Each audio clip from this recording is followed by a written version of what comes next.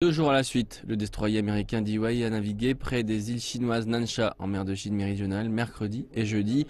Le ministère chinois de la Défense a confirmé l'opération, fait des déclarations solennelles et protesté contre les États-Unis. Le 25 mai, le destroyer américain Dewey s'est rendu dans les eaux adjacentes près des récifs en mer de Chine méridionale.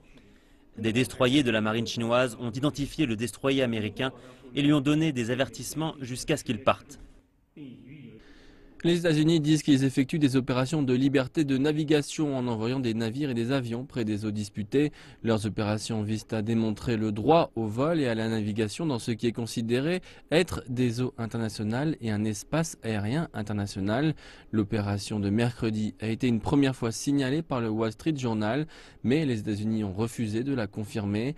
Le département américain de la Défense a déclaré que leurs forces opéraient dans la région Asie-Pacifique sur une base journalière. Il a aussi déclaré que les résultats de ces opérations seraient publiés dans son rapport annuel qui n'est pas prévu pour le moment.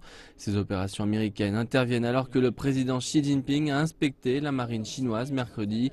Le ministère de la Défense a fait part de ses récentes activités dans les eaux et déclaré que de telles opérations ne feraient que pousser la Chine à protéger sa souveraineté et sa sécurité.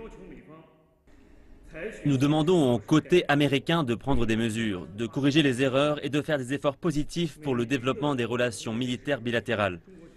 Les méfaits de la marine américaine ne font que pousser la Chine à améliorer davantage ses capacités et à protéger sa souveraineté nationale et sa sécurité.